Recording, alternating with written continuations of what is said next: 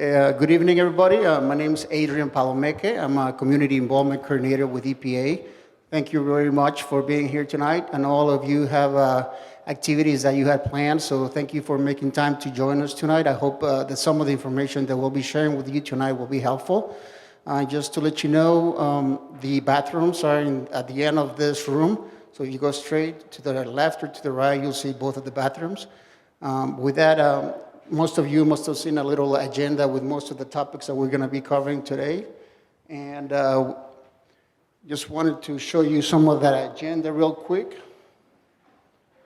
So tonight, we're going to open up with the key updates about the operational activities at the site. Then we'll go to the current operations.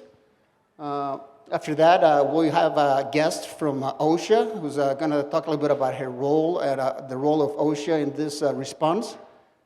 Then we'll go to a long-term assessment plan, home cleaning program, and a little bit of the on-site water treatment update. So those are the topics that we'll be covering tonight. And after that, of course, we'll have a little time for some questions and answers from everybody that's here. With that, I'd like to just welcome on scene, actually, one of our main responders here for the train derailment response, Mark Durno. So, Mark, if you... Thanks, Adrian. All right, so I'll be quick. Actually, most of what you're going to hear presentation-wise is going to be pretty quick, so we can get to discussion and questions. And I especially want to make sure that you have a lot of time to talk to Sonia, who's managing our structure cleaning program. So, a couple quick things. You see the last bullet, on-site water treatment update. We have not approved the plan yet.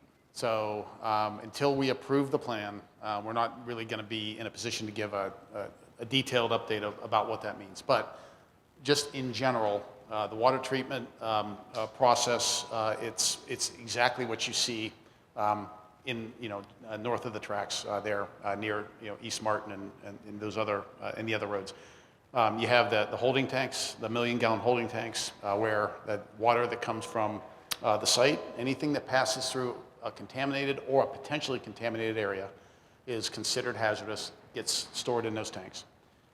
It will eventually be treated and then stored in clean water tanks. Now, we use the word clean water, but it is considered wastewater still. Even though it's going to be clean water, we still consider it wastewater for purposes of disposal. Then it will eventually get shipped off-site to EPA-approved disposal facilities. So that's the general process, all right?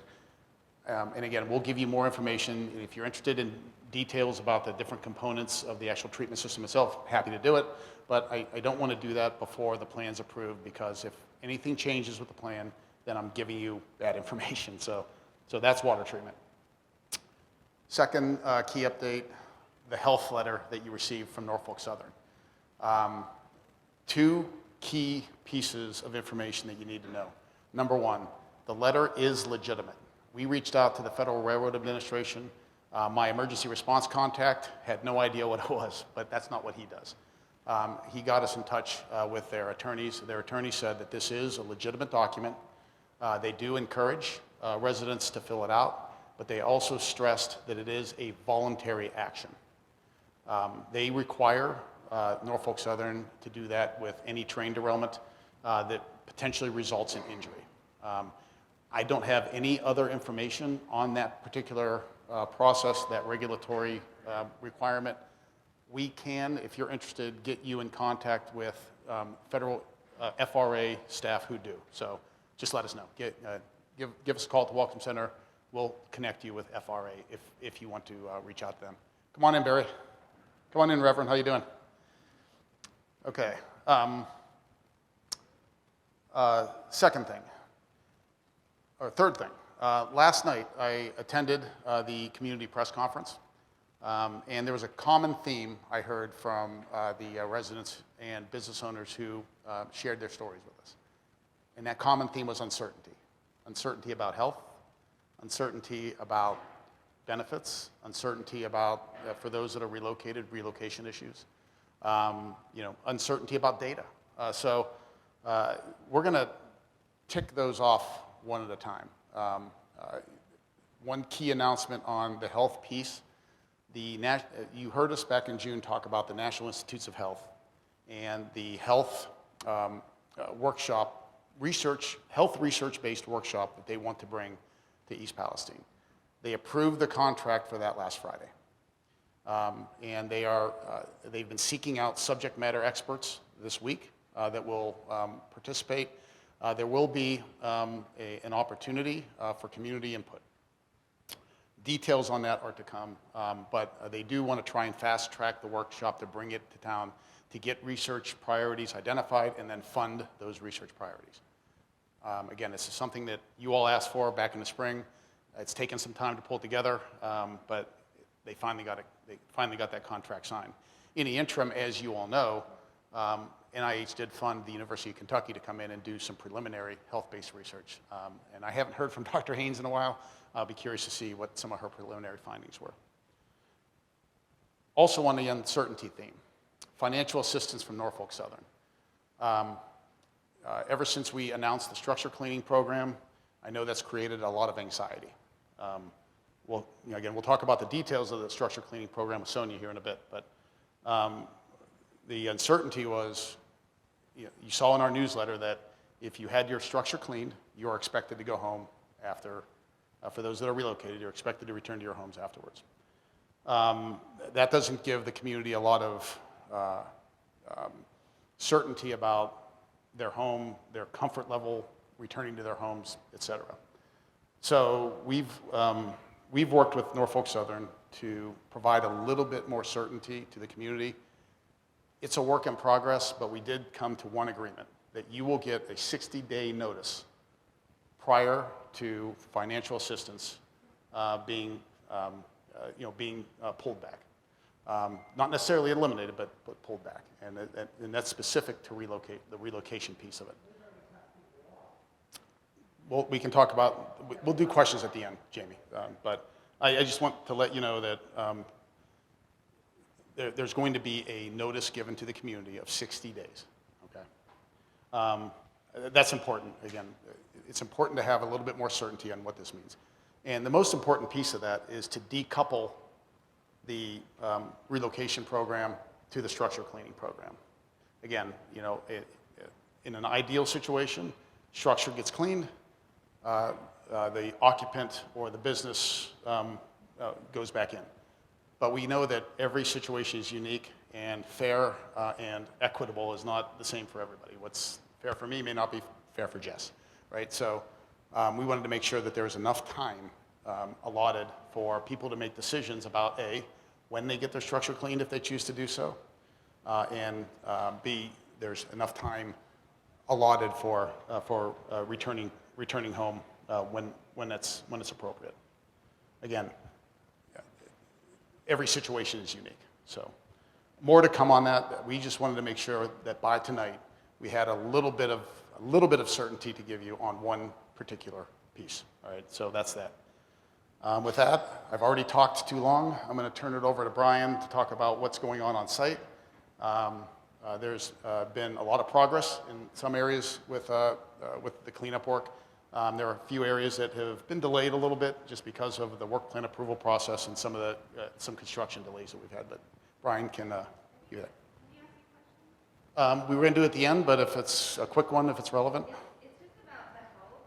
So I'm appreciative of all of the health research that is coming in, but is there going to be an opportunity for actual health care and health screening that doesn't belong to a research group? So yeah, let's table that till the Q&A, because there's layers to that. Yeah. So. Great. Yep. So my name is Brian Kelly. I am overseeing the site cleanup along with my team, watching and doing the oversight of the work that Norfolk is doing. This is just at the 6-month mark, the amount of material that's been removed from the site. As you can see, 29 million gallons and almost 90,000 tons. The current operations is focused on the south ditch, and it's going to be moving in then to car scrapping area 4, which is also on the south end.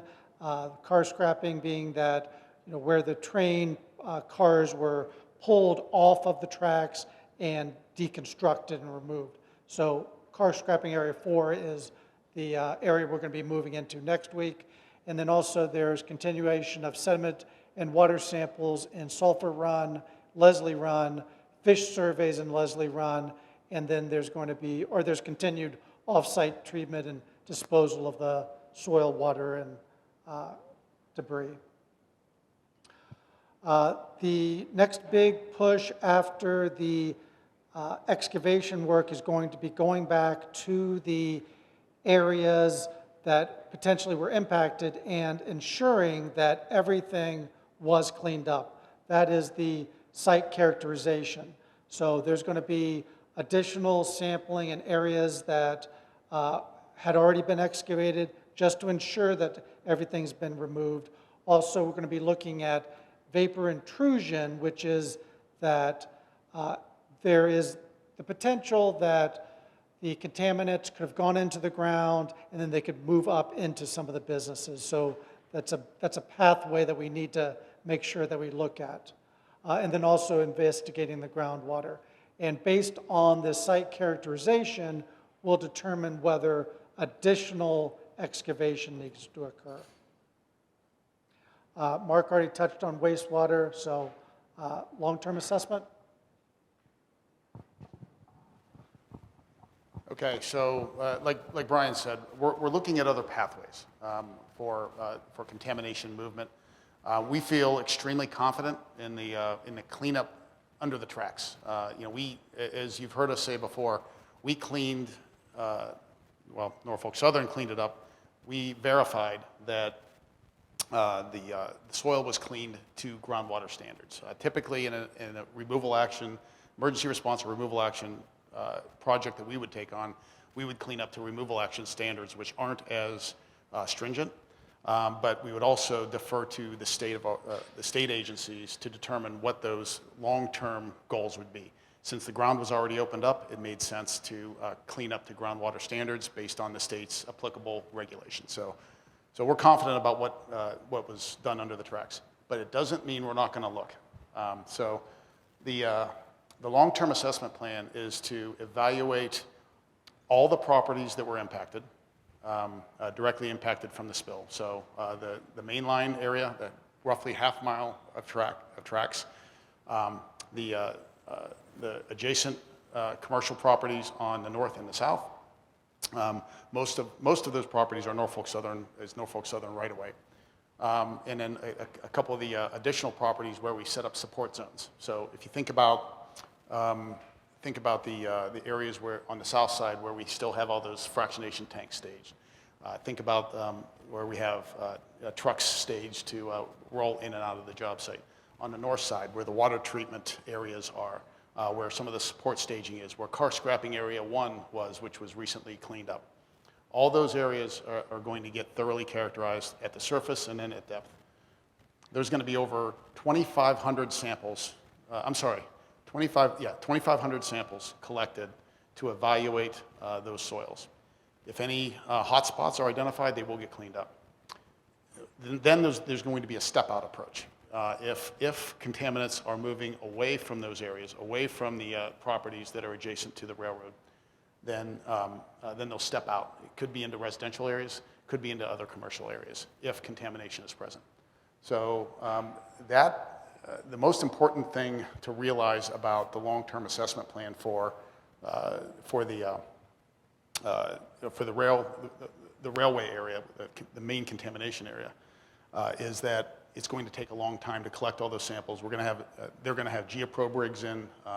We probably won't have the full picture identified until early 2024. It's going to be a long time to do all that work. That's going to get initiated as soon as the primary construction that Brian just talked about is done. So next slide, please.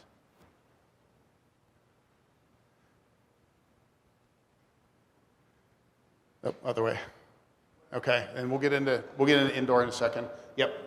Last note on characterization. As we noted, the Sulphur Run assessment work is done. Analytical data should be coming back soon. That data will help us inform on other issues that might come up. There's been a lot of requests for information on potential pathways of exposure through groundwater to homes. That assessment work will help inform on whether or not that's a possibility. If we see contaminants getting deep into the sidewalls or into the sediment, we may institute another round of vapor intrusion sampling along the rivers to see if any contaminants are moving towards homes. So this assessment that was done on Sulphur Run and the current assessment that's happening on Leslie Run will help inform on that. So a lot of data is going to be rolling in over the next 4 weeks, and we'll be giving you updates as we get that data in and make decisions both on cleanup and further assessment from that. So, OSHA. Thank you, Mark. So we have a guest from OSHA who wanted to give a little bit of an overview of what OSHA's role has been, and she will also be available at the end if anybody has any questions and answers. But with that, I would like to introduce Janelle to you. Hi, my name is Janelle Mancy. I'm one of the assistant area directors in the Cleveland OSHA office. I was one of the boots on the grounds here after the train derailment from the agency. So we're kind of here just to tell you what our enrollment or what our role has been here at the train derailment. So we originally came out in around February 20th. We were here at a capacity to assist, specifically helping out with the providing assistance for worker safety issues during the remediation and cleanup. So we were keeping an eye on those who were cleaning up the material. Since then, we've been doing some inspections as well as doing some air monitoring specifically to the employees. In early March, we opened up some inspections against Norfolk Southern and other companies out here that were part of the remediation. We also opened up against the U.S. Center for Disease Control. So we have an open inspection with them currently as well. We are specifically here now as to keep an eye on and monitor the workers. We are not here at a capacity to do anything outside of our authority, which is we need to have an employer-employer relationship. So we are strictly here now dealing with the workers who are doing the remediation and cleanup. Let me see what else we have here. We do not have any authority underneath public health or environmental authority. We are just here for worker safety. OSHA does not have any authority over the trains, railroad, et cetera, except for the hazardous waste and the emergency response activities. Also, the U.S. DOT and FRA have the authority over the train derailment and cause, et cetera. So like I said, for the most part, we are just here now moving forward as to handle the complaints that are getting filed against potential worker safety issues for the companies that are in the cleanup process. All right? She will be available for any questions and answers that they have after the presentation. So, with that, I'd like to introduce Sonia Vega, who's overseeing our indoor cleaning program. Hi. I think most of you have received the newsletter that was sent out talking about the structure cleaning, the indoor cleaning. Number one, this is totally voluntarily. It's just offered to you guys if you're interested in having the inside of your buildings cleaned up.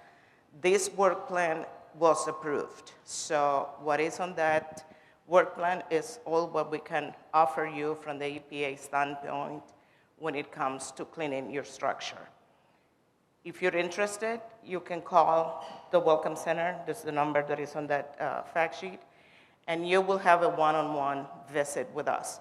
Right now, I'm the one conducting the interviews. I think I've done like 14 since Monday. And I have probably 20-something more scheduled between the rest of this week and next week. I come to your property. We meet at your property. We talk in detail about what the actual cleaning entails. If you're interested, you'll sign an access agreement with us. We need permission in writing to be at your property. We walk the property with you. We discuss everything that will be included. At that time, you can say, do not go in the basement, do not go into that bedroom. It's entirely up to you which areas of the property will be addressed. And then, since we need the areas clear, for example, your kitchen counters and your dressers, clear of things so we can do a thorough cleaning, we'll deliver boxes for you so you can clear them out before we come in. Like I said, it's totally voluntarily. You can agree, sure. You can agree to have the interview with us, and after we explain the process, you can say no. and we will walk away. You can sign the access agreement, and when we come to you to schedule the actual cleaning, you can decline at that time. This is your property, nothing of this is forced onto you. This development that Mark just discussed about how much longer you guys will get benefits, that is brand new. It actually took me about 12 hours to get here today, flying back from Chicago because of bad weather. So I just heard about this when I landed. I'll encourage you that if you're interested, give yourself the chance to have a one-on-one visit with us. And Norfolk representatives, they accompanied us during the visit. And like I said, you can change your mind at any time, but we can go through the interview process, explain to you what it involves. You can sign the access, and if later on you decide not to do it, you have absolute right to decline. And if when the benefits are about to end, then the actual cleaning can be scheduled if you choose to have that done. To give you a brief overview, it's a top-down approach. We start at the top level of the house. We clean ceilings, we clean walls, all the horizontal structures. Before we do the cleaning, the day of cleaning, we will walk the property with you. We need to videotape inside the house and take pictures. I need to know how many TVs you have, that they're in working condition, that they're not damaged, because accidents do happen. And if our cleanup people damage anything by accident, you are protected because it was documented that it was there and it was working and now it's not. So they will have to pay for that. So it's a way to protect you. Again, you have to agree to that, and that happens the day of the cleaning. Same thing at the end. We come in, we do the walkthrough again. We document that everything we committed to do is completed, that nothing was damaged, and that's when the cleaning process is considered completed.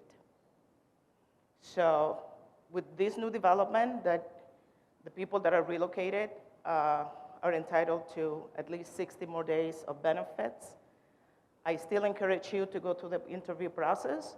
It will give you a chance to one-on-one ask your questions and have the process explained to you. But if you don't want it, it's totally voluntarily. Yes, ma'am. Is it hazmat? No, it's not. Do you actually? We are, yes, on the ceiling, it's particulate matter. We're concerned about all the particulate that might have come, solid particulate that might have come into the property due to all the trucking and all the remediation work that has been done. The gas, the carpet, that's a really good idea to schedule the interview, but it says on the, I'm not sure if it's on the, made it on the. Yes, we are. Yes, we are. Yes, ma'am. I know, we are HIPAA, that's the benefit of having the interview. We're HIPAA vacuuming all upholstered furniture. I'm sorry. Yes, that's one of the reasons for us to be here. Yes, all the upholstered furniture and rugs and carpets would be HIPAA vacuumed. Yes, ma'am. The walls, are you dry dusting or actually cleaning? It said dry dusting. Yeah, I think there's misinformation being put out. It said Dry dusting means a rag on the wall, is that what you're? Correct, yes. You're not putting water on the rag? Water is on all the horizontal surfaces. It's Water is on rag? on the horizontal surfaces, yes. On the flat surface? But not on the walls? Not on the walls. The same thing with the ceiling. So, yes, ma'am. Are you, does this cleaning get rid of dioxin? Do you test for dioxin before and after to make sure that? We are not doing testing before or after the cleaning. Yes. And they're gonna, I just have one more question. Yes, go ahead. Okay. Do you guys do mattresses? Are they gonna be cleaned at all? No. And attics and basements? Because If they are habitable spaces, like I already inspected a house that they have a bedroom on the attic or in the basement, those are done. we do laundry in our basements, so that's not. No. It's habitable space. This is loud. I'm sorry. Even though some of the basements are a pathway because the creeks come through the cement? Thank you for bringing that up. There is a provision on the approved plan that there will be special circumstances. What might happen if somebody is near the creek doesn't happen in every house. So the importance of having this one-on-one interview is because a site-specific scope of work has to be developed for each house. So if you're near the creek, and I think Mark has seen a couple of properties that actually get sediments inside the basement, those have to be handled separately, right? Those additional work needs to be done and will be done on those properties. But that doesn't apply for everybody. So once you have the one-on-one interview, it will be an EPA, representative, Norfolk representative, and the cleaning company actually accompanies us. What's that? Representative. It's not Norfolk, it's the consultant. And then the actual cleanup company, the company that actually gonna do the cleaning, they have to come in the house. They measure the rooms to see how big of a crew they need to bring in so they can complete the actual cleaning within a day, because we don't intend to displace people that have already been displaced enough. Yes, ma'am. Why is it not hazmat? This was hazardous waste. It doesn't make sense to me that it's not hazmat. I understand that, but all the evidence we have as of now, we don't have hazardous materials in the community. I wasn't there. I cannot talk about 1811. So even though I've been with EPA for 1,000,000 years, I wasn't there. Our houses haven't been tested properly, so how do you know there's no contaminants in our houses? I don't understand. That's a very important question. I understand your concern. I'm telling you the protocol that was approved, and that's, as I said, the only thing I can offer to you right now. What's that? The EPA approved this? Yes. Yes, ma'am. Question for the EPA then. If this isn't hazmat cleaning, Mark, why didn't we hire a local company? And this is no offense. I'm just asking, when this is gonna be this big job, if all they're doing is vacuuming and dry wiping the walls, which quite frankly, most of us can do ourselves, I mean, what we truly need is hazmat cleaning, but even if we're gonna vacuum and dust, why wouldn't we hire locally? That was just. Yeah, so again, our position on this is that we don't have hazardous conditions in homes. And well, and again, and we've talked about this, time and time again about why, because again, it's. Say we think our walls are contaminated. What can we use on our walls to get that off? Yeah, so when we say dry dusting, that's actually a question I have for Sonia before we go there. So hold that thought before we go there. The dry dusting, I mean, it's a material that will liberate particles from walls, right? It's not just taking a rag and moving dust around. It's like a Swiffer type material, right? Yes. So it puts them in the air. No, again, those types of hold on. Those types of yeah. Stuff that you feel. So I guess my question is, if you have dust in your home and you are, oh, I'm sorry. Oh, wow. Okay, so official. If you have, visual dust or visual contaminants, let's just call them, in your home, that's, as I understand, what this cleaning is for, not necessarily for any vapors or any type of VOCs or anything like that. This is just for particulate matter.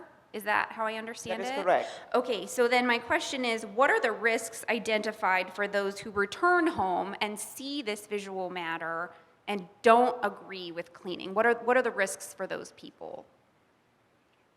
So you're going down the pathway of why aren't we sampling, right? No, I really honestly just want to know, what are the risks of this dust that is in people's homes? Right. Why can't we just clean it ourselves? Why do we have this program? You can do it yourself, and a lot of people have been cleaning their houses all along. So there's no risk associated. No, I cannot make a statement that there is no risk. That's my question. What is But you have to understand that volatile organic chemicals is right there in the name, volatile, that evaporate. So if you air the house, those chemicals are gone. It's volatile organic chemicals. That's what it is. Excuse me? We live right across from the derailment. Yeah. That's why That's why we have this interview and you decide, you tell me I'm not moving in until they finish the work. We won't clean it until they're done. I mean, it's just having that initial conversation with you. But this is all dependent on your willingness to come home and your availability for us to do the cleaning. So having this initial conversation with you doesn't mean that I'm going to be in your house the following day doing a cleanup. So.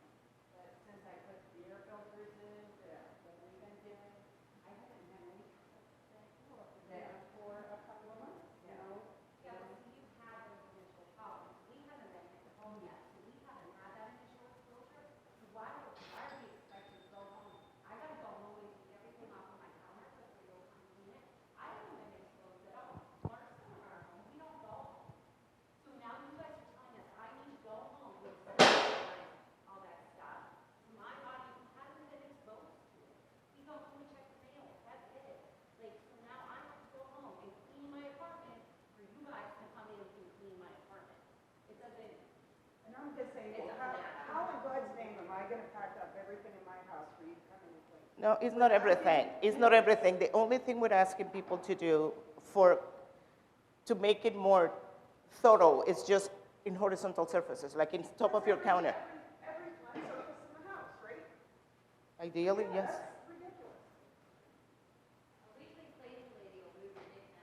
Yeah, this is, no. I know that, yeah, you're taking the brunt of it, this was the EPA's plan, so Mark, you wanna take it, I feel bad, it's not you. My keys under you. Oh, you have it. Okay, fine. Take it to the EPA, Mark, sorry. That's all right. So hold on, we got a whole lot of comments and questions ma'am. going on, so. I'm a quarter mile from the derailment, and for months, people, things like Santa Fe, they've been having them come and clean their houses, they've had air ducts done, they've had pressure washing, now all of a sudden, they're saying no longer. My neighbor, Santa Fe came in and cleaned her house right beside me. He was in there 5 hours, scrubbed carpets, scrubbed walls, did everything, an amazing job. I called them today, they said, nope, they're no longer crazy. How come she can get Santa Fe right beside me now, I'm not approved? I am going to tell you what I was told by Norfolk. And I'm just, no, because I questioned that. I only found out that they were doing that after somebody told us. I didn't know that they had sent a different company to do work, right? I was told it was one house only. I'm just repeating what I was told. Actually, I have it in writing, that it was one house because it was like a special, like a handicapped person or something of the sort, and that they are not doing that anymore. That's the only information I have. Specifically, till all the dust was down and the work was That's done, right. to have it cleaned. Correct. That's right. And you, but hold on. And you should continue to wait. That's, You were told it was going to be a robust cleaning. That is not robust. Okay, that is the most, what, And Norfolk Southern's the one that's saying that the EPA said that no other cleaning companies could come in, and that's why they canceled it. And I actually texted you, Mark, and you Yep. said that's not true. that's not true. Because people are, it's not. So let's do this. On this, no, well, I don't know the answer to that now, Tina. So let us follow up on that. because I have a recording that he called me and Yeah. said, we're no longer, Yeah. but okay, just back on my, okay, I've been wanting every month getting my reimbursement, my rehabilitation money. Every time I go in, I say, well, okay, can I get my house cleaned, can I get air ducts done? Nope, not enough page, nope, we're not in that page yet. Then all of a sudden, when I went 2 weeks ago, okay, now you either have to sign up by September 5th, or you have to go home. Number That is not accurate. Yeah, That that's is not not correct. accurate. It's on the paper. It's on the paper. That is not accurate. That's why Yeah. That's why Mark worked with the company, and you will have to be notified 60 days in advance before they finish your benefits. Yeah. So that's September 5th. As long as we're here and we're working, and you come in and you ask to be interviewed and to be look into the possibility of cleaning your house, we will be there and we will do it. But I know people that live a mile or 2 miles away that are interested in this. Mm-hmm.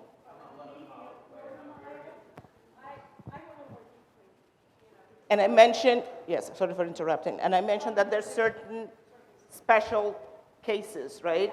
Like, there's people that feel very strongly that the air duct needs to be cleaned. Correct, correct.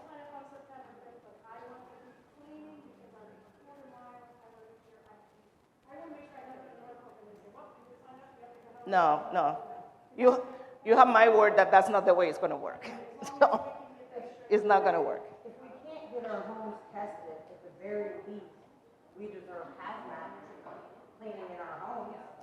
You know, if we can't get them tested for whatever reason, we can't get them tested, at least for peace of mind, people should have hazmat cleaning. If Norfolk Southern can put in a new park and Norfolk Southern can keep throwing parties, I don't want a party, I either want the home tested or at the very, very least, hazmat cleaning. So what do you define as hazmat cleaning? That was going to be my question. Where they come in, they have cleaning companies that actually do hazmat cleaning. They come in full suits, they clean it, people that clean houses after there's been fires in them.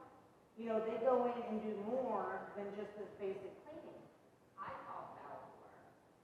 Norfolk Southern originally told me that I should start going around. This was within like the first 3 weeks. I called Balfour and they were just flabbergasted. They had no clue that they could do clean up such a mess. And whenever I called them back, they said that the talked about was full to not have to do it. Who is Belfour? Balfour is one of the largest restoration. Oh, they're a smoke damage restoration company, fire restoration company? Okay. But they also have, yeah. We also know this, and you talk about this, this stuff sticks to the metal. I mean, to go over, if you have something aluminum in your home or any kinds of metal, this oxidizes the metals. You can't just go wipe it down because it's oxidized.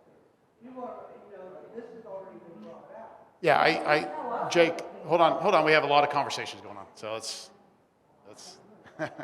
so Jake, to your point, you know, I mean, we do know that there was low-level hydrogen chloride, low-level phosgene. We know that there were acidic compounds that absolutely could have had some impact on metals, so, yeah, we get that. Are you addressing the soot issue? I just cleaned inside of my windows and it was black. It's soot. I want my walls scrubbed. I want my carpet scrubbed. I want my house clean. Of soot. I've had an ear infection since February. This is unacceptable. Those people that are right in that area, that garbage should be stripped out. Yeah, I took it out of my house, I paid for it, because I was not gonna live in my house, I was not gonna have my grandchildren in my house with that carpet, and I did, I wanted to get it paid for, I'm not probably going to, but. Did you submit the request? I do much better, I'm so much better now, I'm not having a health problem. I mean, I've been on 5 Z-Pads. Me too. Yeah, 5 different prednisone, you know, milligrams of prednisone. Finally, I was like, I gained 40 pounds. That area down there, they need it, they need their houses stripped and done right. It's the only safe way.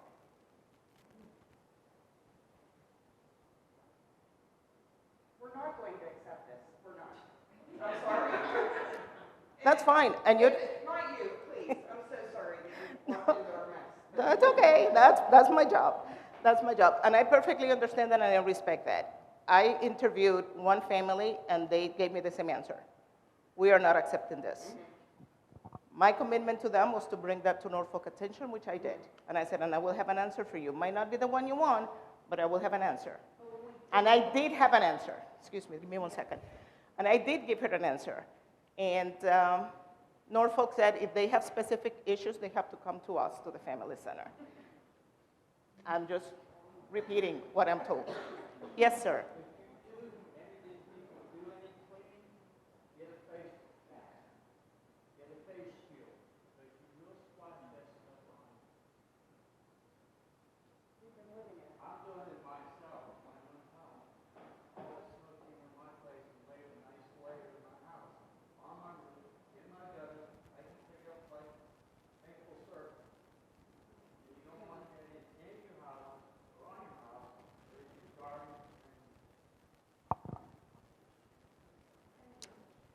I'm sorry, ma'am, you were saying? Oh, you. Yeah, I'm the one who does that. We didn't ask for any of this. All we want is the choice to choose who we want to clean up. We don't want it to be like, okay, now it's like somebody went today, I know someone that went to today, and they said, you pay to September 5th, if you don't sign up by September 5th, you don't work out. Well, that's, oh, absolutely, but you just heard from Durno that now they're required to give you a 60-day advance notice to finish your benefits. yeah. So. Yeah, that's And off the that's a table. commitment now that they cannot back from. Okay, so Robin, then Reverend Barry. Hold on, Robin had a question first. So I'm going to go back to your first statement and ask for clarification because, thanks, I hate microphones. Because I heard you say when you first started talking that you hadn't known about the news, but when you got on the ground, you know now that there's another 60 days. Another 60 days, Of as if we benefits. know the 60-day period is going to be over in 60 days. Is that, So right That's a now, minimum. did they give the it's- notice? It's 60 No. days after Norfolk Southern makes the announcement. They have not made an announcement, No. and Okay. they will not make an So announcement the for a while. 60 days are not counting yet. So it is, and it's important, and thank you for bringing that up. So again, it's important to understand that we have one last major excavation area to deal with, right? That's a potential dust generator, right? That area, that area could be done in mid-September, could be done later. But what's that? Right. Right. There could be. Mm-hmm. Yep. Right. Yep, and there could be, we're not going to find any major contamination areas. We know that. We've chased it to the end. We did chase it west of Pleasant Street, as you noted, Robin, and we've chased it to the east, and we've chased it to the north. Now we're chasing it to the south. These are all the support areas where contamination may have potentially gotten tracked to, especially the first 2 weeks before we had a lot of controls in place, right? Yeah. That's okay.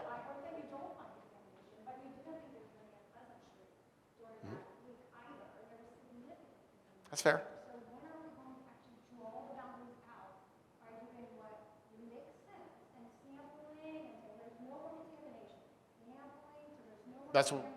That's what we just talked about. I mean, Yeah. okay.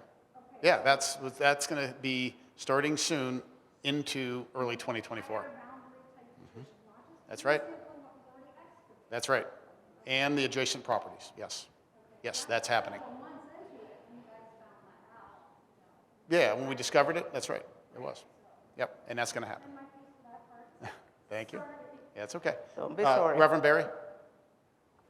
How about those of us who couldn't wait any longer and decided to get it cleaned and paid somebody to come in? What happens to us? So if you paid somebody, the only thing, because we have no authority to make Norfolk Southern pay for any expenses that you had. All I can say is you have to go to the company to see if they'll reimburse you. I gotta remember, nothing came up the hill for the full EPA. I proved it wrong, didn't I? Yeah, we know there was smoke up there. We know that. And then, just before you ask your question, I want to go back to Tina's point. Yeah, feel free. No, you can hold the microphone. We will take that specific concern that you raised back and discuss it. So. And before I forget this, I don't speak for Norfolk. I'm a federal government official. But I was told that if, for example, people feel strongly that they want their air duct system clean, You go clean it, bring them the bill, they have to pay you back. And they have said that they will pay you back. The same thing with replacing the filters. You bring them the receipt, they pay for it. Some people claim that they have to have their properties washed, the outside. I cannot do it. But if you do it, Norfolk said that they will reimburse you for it. Are they going to make an announcement that everybody's going to get it? No. Do you have to upfront the money? Unfortunately, yes.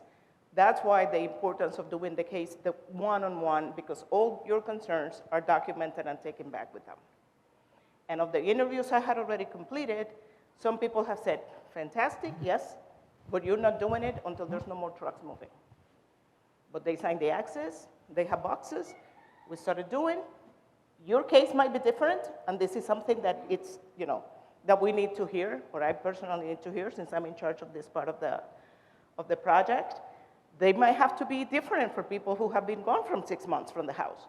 Maybe the company have to go in and do the packing themselves because you haven't been in the house. But this is not applicable to everybody. So it's very difficult. This is not cookie cutter. So we have to have a one-on-one so we can develop the appropriate scope of work for the structure. Yes?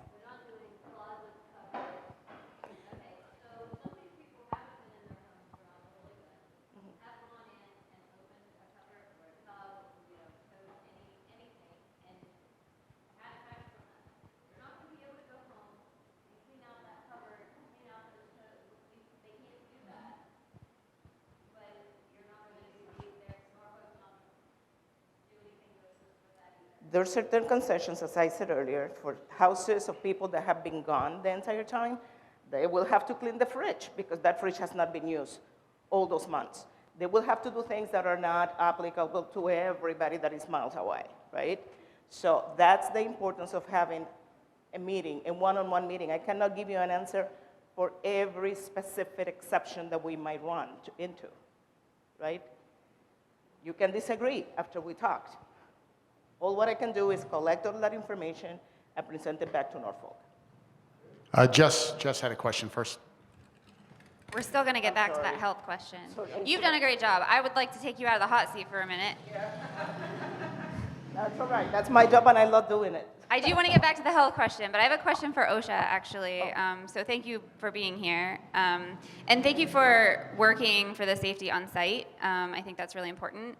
My question is, what about the businesses in the area and those employees or the workers that are near the site and those that are potentially working in buildings that we're not sure if they have vapor intrusion or intrusion into their buildings or dust, or those that have been working and the business has been open? What is OSHA doing for those workers? So we don't have the right just to go into any business. There has to be a complaint filed, whether it be a current employee or somebody at the business with concerns of their health at work.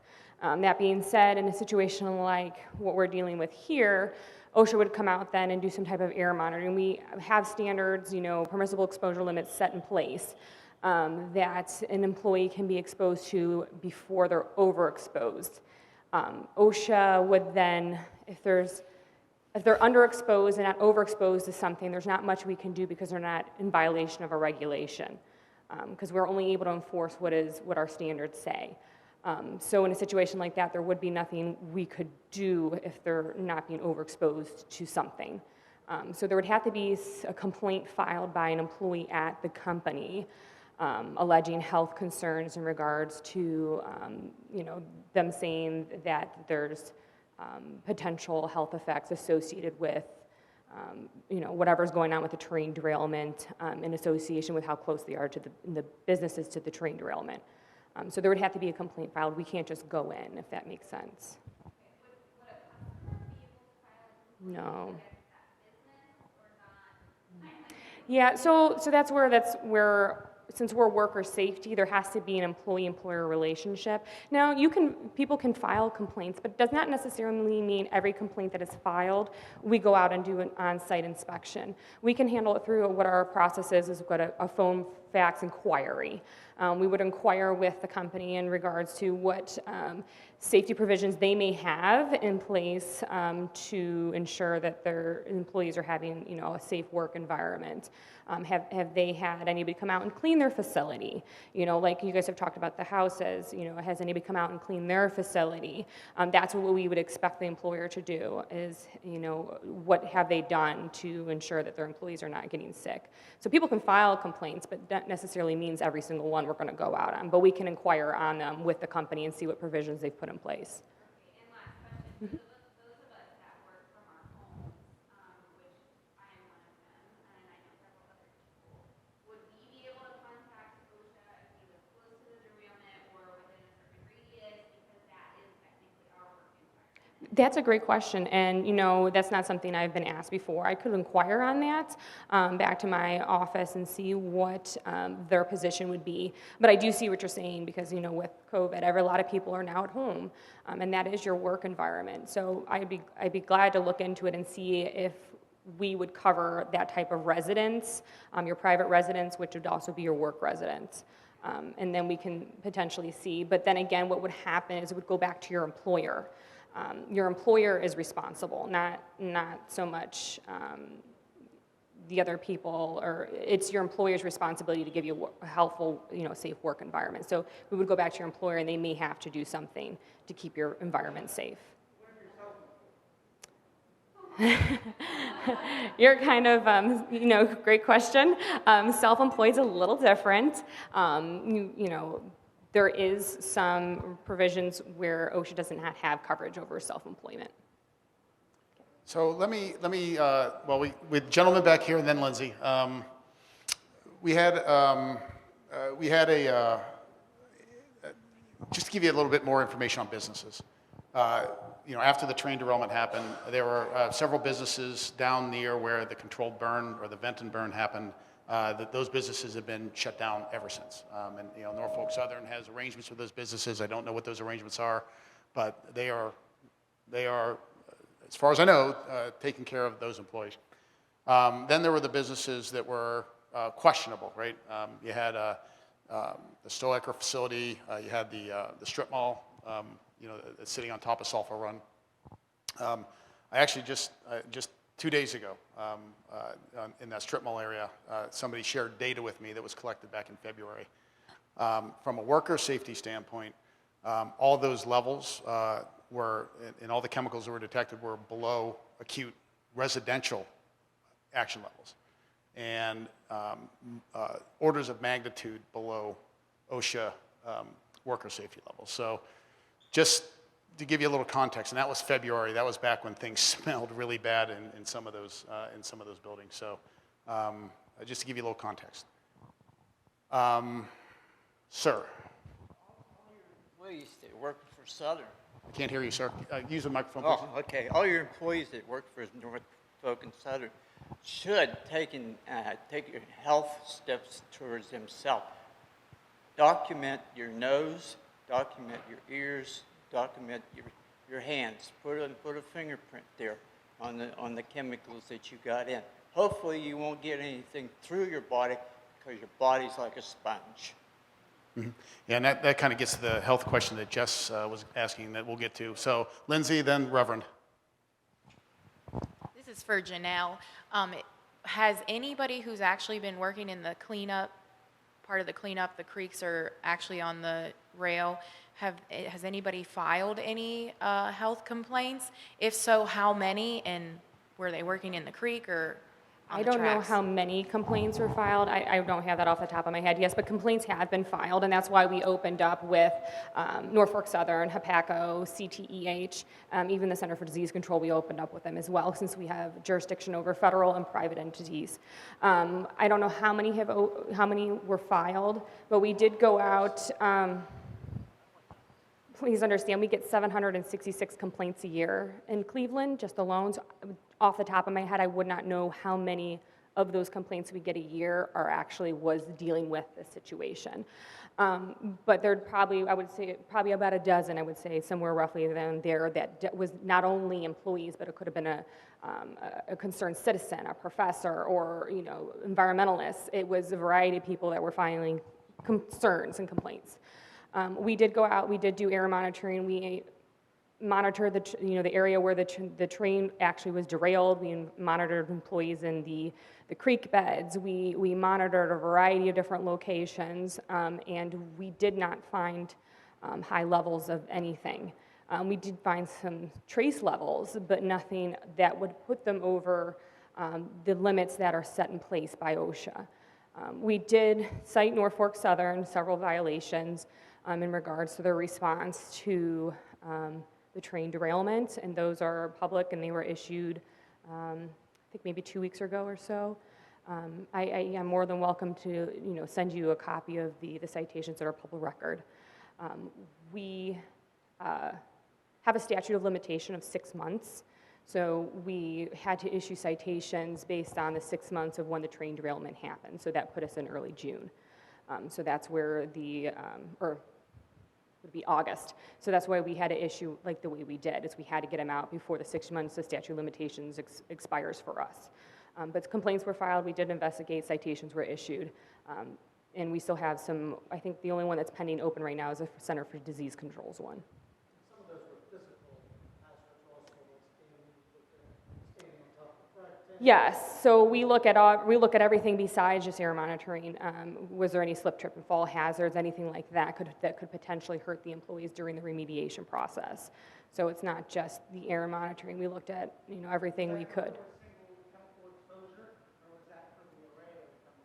We did, I think, 7 different chemicals altogether. So we sampled for what we had limits and permissible exposure limits for.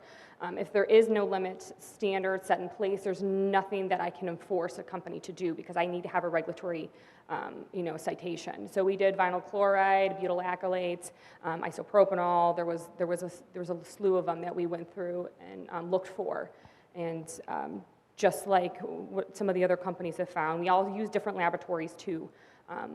To process our sampling results. And the OSHA laboratory, we found some trace amounts, but nothing that was significant.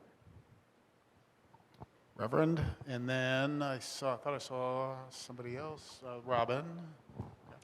I want to ask you one question. Would you clean your house in this flim-flam way? I think that's not something I really think I can answer. I'm not in your shoes. I'm not, you know, I feel for what you guys are going through, but I don't know what you're going through. I can't be, I'm not in your situation. I can tell you what I do know, and you know, I don't know what we look for. Who sets the government standards? Who sets the government standards? Yeah. So, great question. When we take equipment out of a feeder after a war, do we have to meet EPA? Yes, we do. And it's far more thorough than what you're talking about. When you clear a house at a base in the military, it's far more thorough than what you're talking about doing. Reverend, are you talking about the home cleaning program? Huh? Are you talking about the home cleaning program, sir? I can't hear you. I'm asking if you're talking about the structure cleaning program, the cleaning program for the home. Yes, I'm talking about the cleaning program. Okay. That's not me. I'm OSHA, so I'm for worker safety. The home stuff is the EPA. Do you want to have them respond for you? I can't hear it. Bouncing around. Okay. I got blown up by Scud and lost my hearing. Okay. So we'll talk after this meeting, Reverend. Why? You don't want me bringing this up? No, I'm happy to. I just, if you can't hear the answer. I think you got to realize the standards in the military are far stronger than what you're asking them to do to us. Right. And I couldn't wait any longer. It killed my wife, but personally more convinced about that than not. But you are not bringing the adequate standards to clean my home properly. Yep. I have hired somebody who she comes in 3 hours a week, not every week, but when I could get fit in her schedule. And she does a far better job than what you're talking about doing here. I think you need to think about that. What would you do in your home? for the dust that didn't come up the hill to me, which I proved I did, didn't I? But I had to prove it because both EPAs called me a liar. I really appreciate that. And I came back and the guy from the state just disappeared. He's lied to me twice now. Okay, just think about that. Think of what you would do with your house. We have houses. We have dogs. I have a wife that died because of this thing, I think.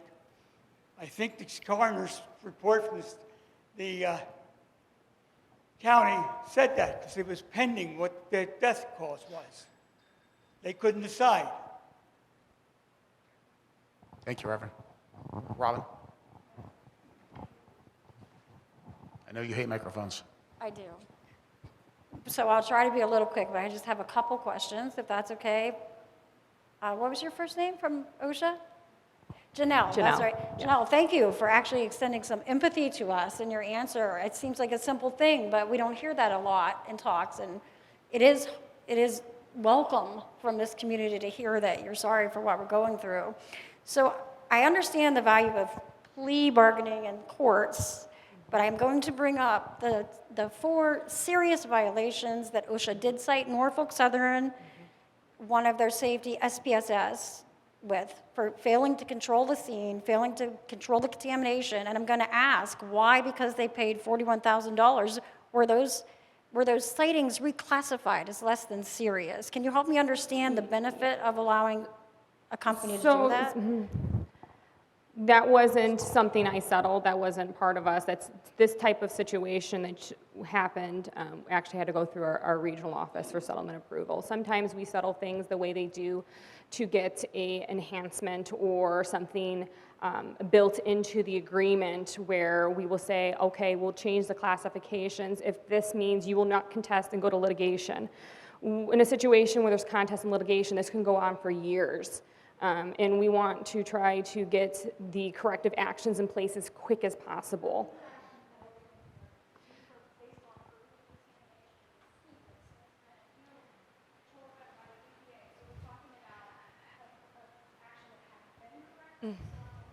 Yeah, and it may have, sorry. Yeah. Yeah.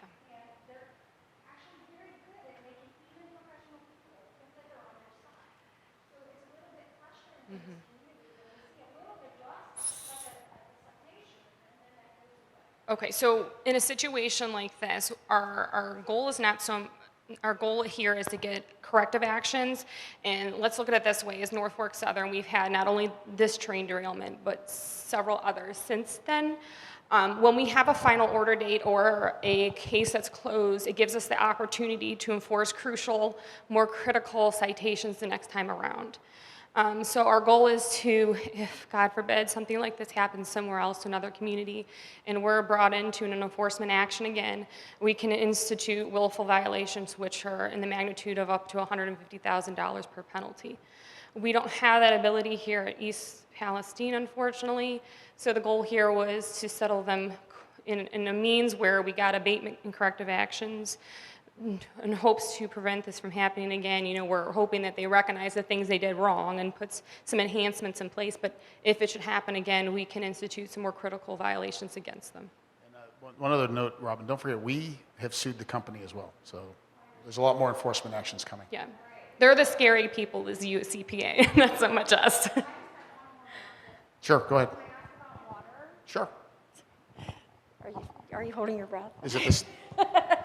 So 2 parts. 1, do we have an answer yet as to why the municipal wells are being tested for 129 chemicals concern on a weekly basis and our private wells are being tested for 29 on a 60-day cadence? Only that, as we've talked back and forth on this issue, the 29 that were identified were the 29 that were established based on what we knew had released to the creeks.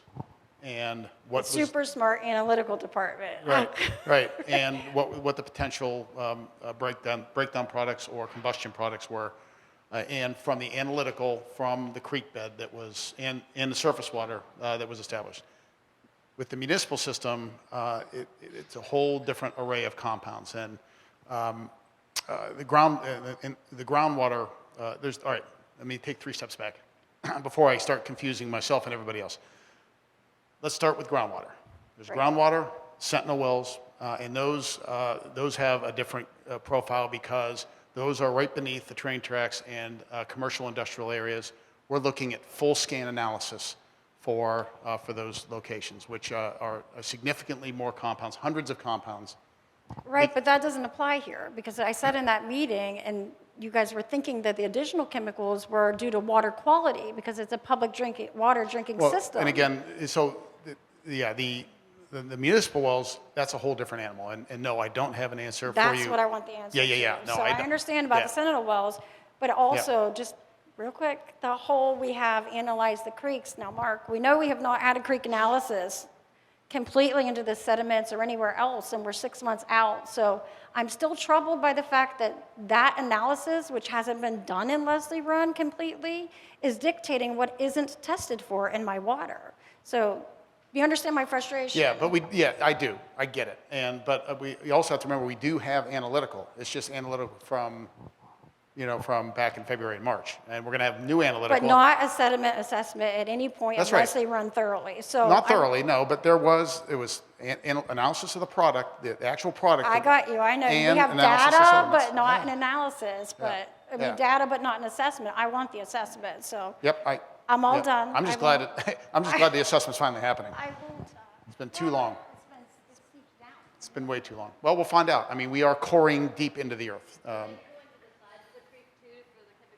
It's a several points across, including where contamination is found the heaviest. It's a targeted approach. So the first phase of the assessment was to go in and stir up the sediments, just like you see on the video of the day. Figure out where the hottest spots are, right? Then collect samples in those hottest spots, right? And it's a targeted assessment program, but it's thorough through the entire watershed area, the creek area. Not yet. That depending on. As I said earlier, as I said about a half hour, 45 minutes ago, if we see the cores extend deep into the sediment or into soils surrounding the sediment, then there could be a step-out procedure unless we don't see it extending deep into the sediment. So Ohio EPA is all over this, and one of the reasons it took so long to get these plans approved is because our primary stakeholders, Ohio EPA and Ohio DNR, are very concerned about the health of these waterways. Not so much Sulphur Run because it's an old industrial inner city waterway, but Leslie Run is of great concern. So they're going to make sure that the eco work and the assessment work is complete. So Jess first, then Jamie. Yeah, let's do it. All right, so thank you. The health question was, there's a lot of health research and things coming in, and I'm grateful for that. But why is there not an actual health program that is not for research, but rather for the people? So that's a good question. So I've been, let me take 2 steps back for you, Jess, first. The question came in a few weeks ago, being attacked. A question came in a few weeks ago from a community member, and they were concerned about the East Palestine Clinic, and the sign on the door that said that starting July 1st there were going to be certain insurance requirements and so forth, right? So we started digging into that, and the clinic did assure us that terrain derailment related health issues are still covered, right? And they have set up a long-term screening program, so biological markers can be established on a routine basis, okay? That's the start of that approach. Now, the clinic is only funded for 1 year, right? So I think that gets to the heart of your question, right? What next, right? What do we do with the 20 years when we get cancer? What next, right? Right. The health screening now, not just, oh yeah, your liver's great, Jess. Like, I Right. know my liver's good right now, but eventually, once we're helping in all these low-level exposure toxins, Right. in 20 years, everyone's going to be, this is going to hopefully be forgotten about.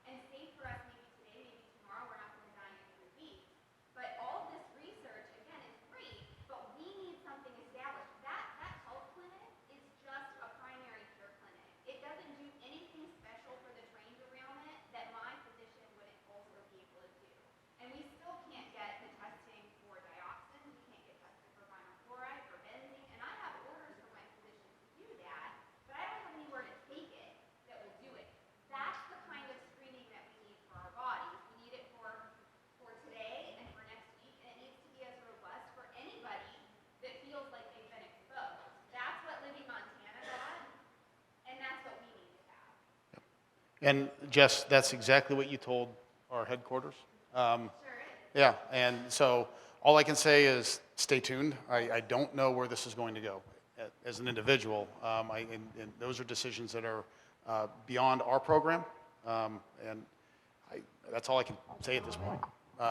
Some of it does have to do with your program, Mark, because one of the things that we learned in DC when we met with one of the senator's aides is in order for that act that kicked in Libby, Montana, that gave them all free medical, in order for that to be kicked in, it's based on indoor air testing. So if we can't have our houses tested and we can't show that the chemicals seeped into our homes, then we're not eligible for that. So it does have something. So, yeah, Libby's a different animal, and what was done there was called a public health emergency, right? Mm-hmm. It's only been done once in the history of the agency, and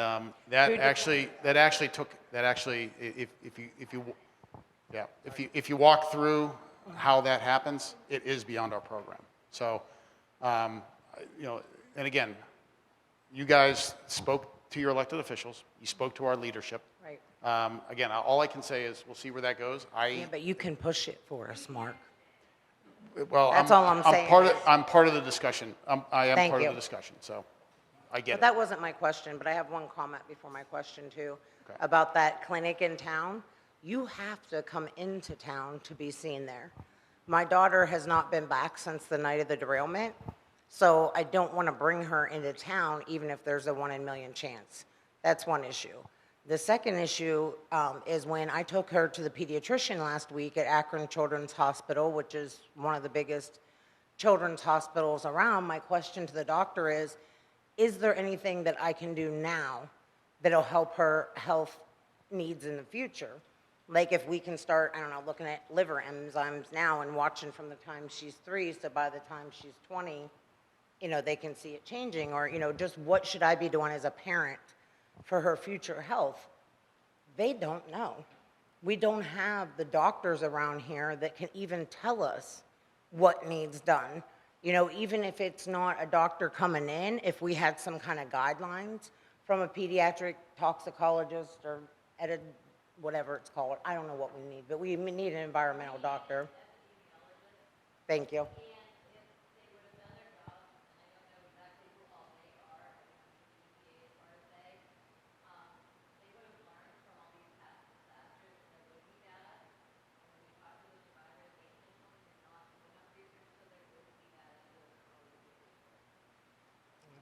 But now back to my question. Yeah, and fair statements. Thank you. This is kind of for OSHA.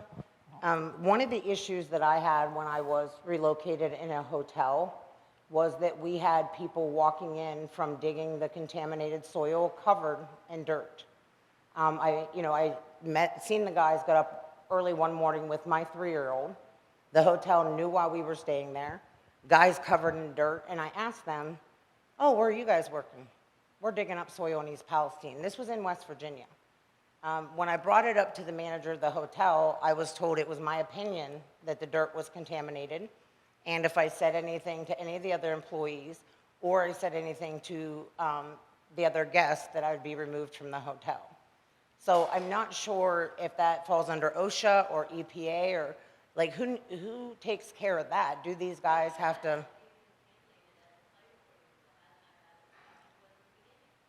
I'm telling you, these guys were covered in dirt. When was this? This was at the end of February, because we'd been staying there for almost a month, and they had a whole row of hazmat trucks in the parking lot. I was told by the clerk that some of those guys were not even allowed to get out of those trucks. So while we felt like we were protecting our children, while we had them relocated, I feel like, when you live in a hotel for a couple months, your daughter's running down in her bare feet to get in the pool. So, I really feel like some of that responsibility was on the hotel owners. Some of it should have fallen on Norfolk Southern. There should have been some kind.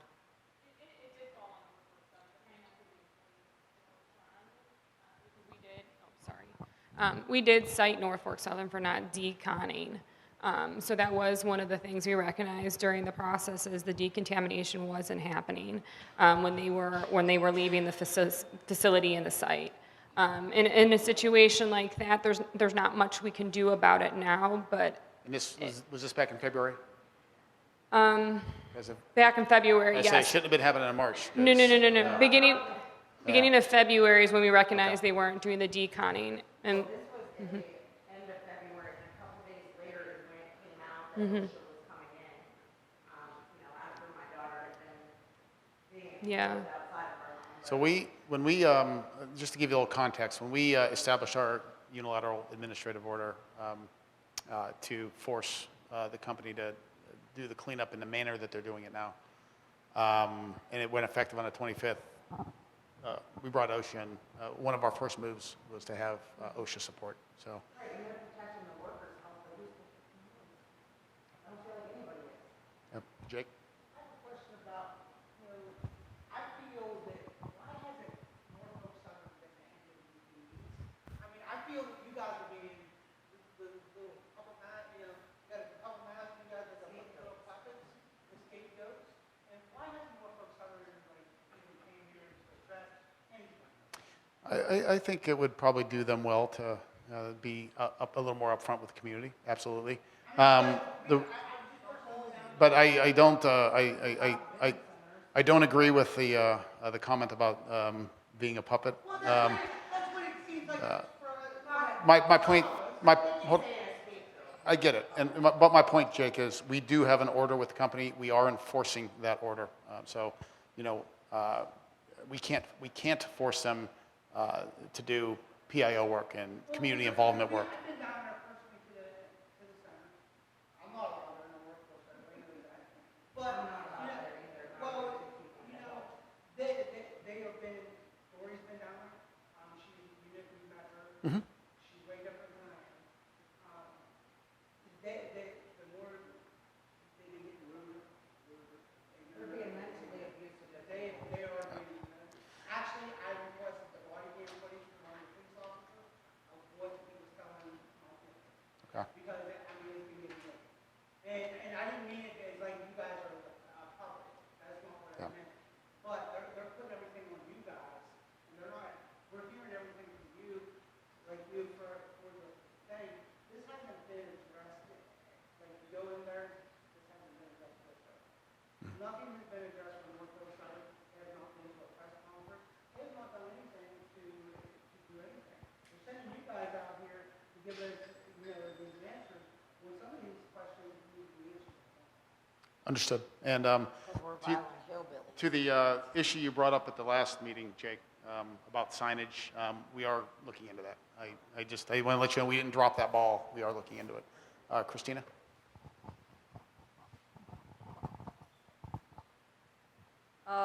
I don't know if this is for OSHA or for you guys, but if workers are getting chemical exposure diagnosis, which is what I read in the newspaper article that came about OSHA fining them, why wouldn't those living here also be diagnosed with chemical exposure? Because we're being exposed longer than what employees are. Is that happening? Yeah, I'm not aware. I'm not sure which article. I'm not sure which article you're referencing or where the source is. That was in the Morning Journal. The same Morning. we talked about them saying it was bacteria in the sheen, and you know. Oh, let's talk about the fish kill.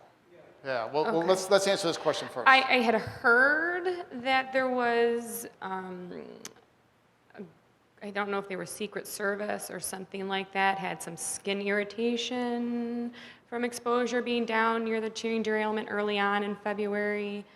I don't remember all of the, I think it was, CDC was one of them, but that's also why we opened up with the CDC.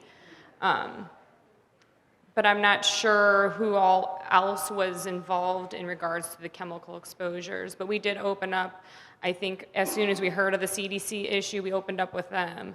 I'm not sure if there was another entity, but we looked into the chemical exposures with the employee or person who had some side effects from being down around the terrain derailment.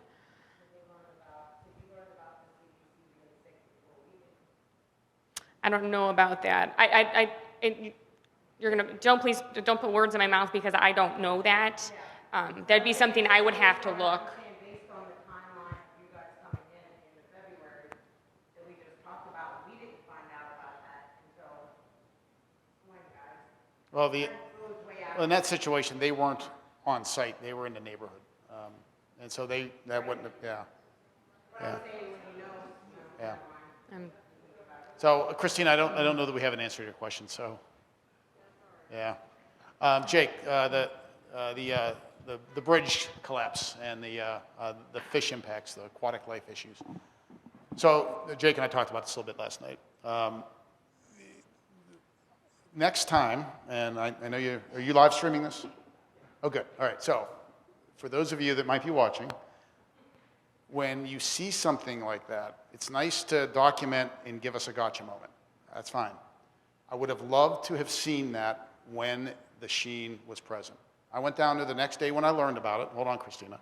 I went down there the next day when I learned about it, immediately took a look at it, and all that was left was scum and debris. That's it. The next day.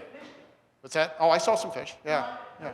We went there the next day after Yeah. the settlement, and this is, Right. I'm not doing a conspiracy theory. Right. There was one fish, he was in the crib. Somebody showed up from the EPA. One was in the back seat, I got it on film. I flipped up over it, and all it took was me to poke and rock. It was on the bank, and that sheen was so clear that I made a comment. Yeah, videos there. That's fine. All I'm saying is let me know. Let us know. Yeah. Because Anybody that can't go down there and see that sheen, Vance went down there and seen the sheen. we know it's there. It's. So what the newspaper said is that it wasn't. No. What I said, and read my quotes. Yeah, read my quotes. My quotes were when I went. Your quotes were different from the Well, other. yeah, exactly. Read my quotes. I said that we don't know. No, I know. I did too, and not the day that it happened, but I saw it, and again, what I saw was I didn't see sheen, and I would have loved to seen the incident the day that it happened.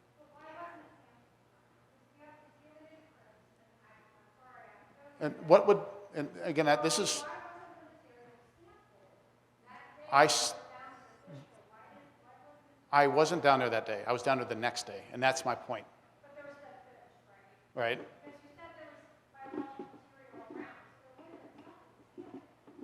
No, there wasn't. Again, the day I was there, it was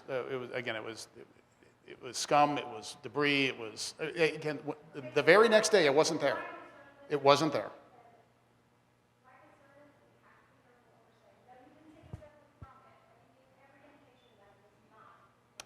I disagree. It said unlikely in the ground. It definitely gave the impression. Yeah. Even J.D. Vance said. Yeah. Again. Yeah. I know, and again, my exact quote was, "We don't know. These things happen from various reasons." And yeah. But and what would we test? Well, again, that's why. Right. Well, in that case, so somebody asked me a while back. It was about a month and a half ago. Zuza, is she still here? Oh, go figure. She asked, "Hey, what's in the sheen, right? When this sheening comes up, what's in it?" And the sediment sampling work that we're doing, the past sediment sampling has shown low levels of the common contaminants we've been talking about: butyl acrylate, ethyl hexyl acrylate, et cetera. But that's not really giving us a good indication of what's in the sheen. We know that the expanded site assessment work we're doing will tell us that, because again, we're targeting those areas, right, in the sediments themselves. But I think it's more important to go back and look at what the product looked like back on February 3rd or 4th, right? We sampled it. There were a lot of, from I think it was carbon 14 to carbon 30 something. It's basically petroleum range, diesel range, gasoline range organics. That was the heaviest amount of contaminants in that material, right? I'm happy to share that data with anybody. It's on our website, but you just have to massage the data to get it. But I've done that, and you're welcome to it. I've sent it to zoos already. So, and you also see some of the other train derailment-related contaminants at lower levels, but it was pretty heavy. And so I believe the sheen is coming from petroleum products, either it could be either petroleum products that were part of the train derailment or some legacy contamination. It doesn't matter. It's there, right? They have changed, Mark, just from my personal experience. Before they would come up and they would spread out. Mm-hmm. Now they come up and they pop and they get dissipated. Yeah, that makes sense. That makes sense. That just means they're lower concentration. All that sediment washing did make a difference. You know, yeah, and again, that's where I think. That's right, Jamie. And that's what this expanded sediment sampling is going to tell us. All right, so I hate to really build you up and hope to see something exciting from the sediment sampling, but that is what's going to.